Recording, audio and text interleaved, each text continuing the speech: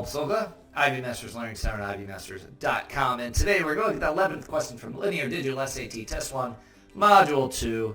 Number 11, the question reads, based on the text, how does Lord Chancellor respond to the crowd? Let's see what it says. All the way on the left over here, we've got the following text is adapted from Lewis Carroll's 1889 satirical novel, Sylvie and Bruno.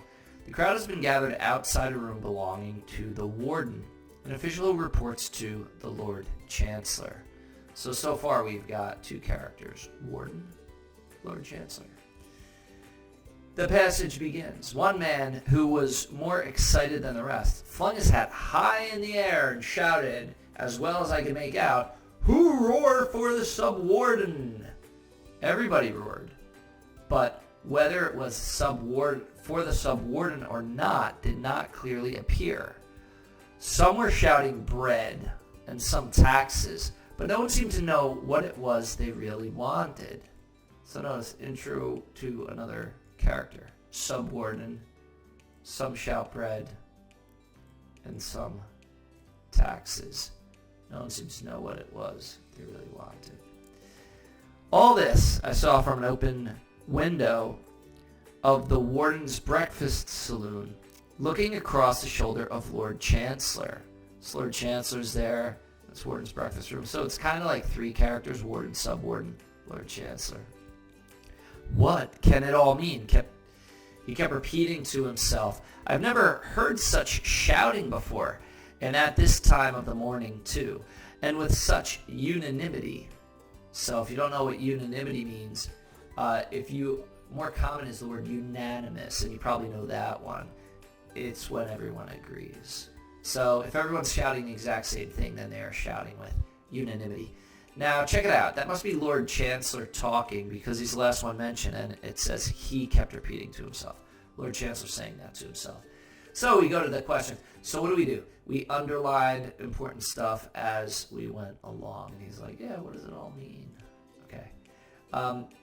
Question, based on the text, how does Lord Chancellor respond to the crowd? So the response is down here. We want to focus down here. Answer is A. He asks about the meaning of the crowd's shouting. True. What could it all mean? Even though he claims to know what the crowd wants. This second part is going to be wrong because he never does claim to know what the crowd wants. Answer is B. He indicates a desire to speak to the crowd, even though the crowd has asked to speak to the Sub-Warden. So, yeah, nowhere does he say, hey, I want to speak to this crowd. So, a desire to speak to the crowd makes that wrong. B is God. Answer is C. He expresses sympathy for the crowd's demands, even though the crowd's shouting annoys him. We don't see sympathy. If there were sympathy, then he'd be like, oh man, I feel bad for these people. We should really lower taxes. Oh, I feel bad for these people. We should give them better access to food if they're asking for bread or something like that.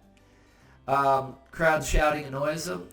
I mean, maybe not. He says, what can it all mean over here? So it sounds like he's kind of interested in what they have to say, like figured out what they have to say.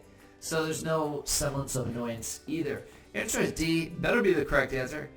He describes the crowd as being united. Here, the word unanimity, from that same root as the word, the Greek is unikos, which means one. So they are united.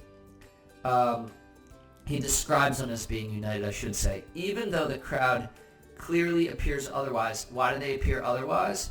Because some are shouting bread, maybe some want bread, and some taxes, maybe some want lower taxes, and no one seemed to know what they really wanted.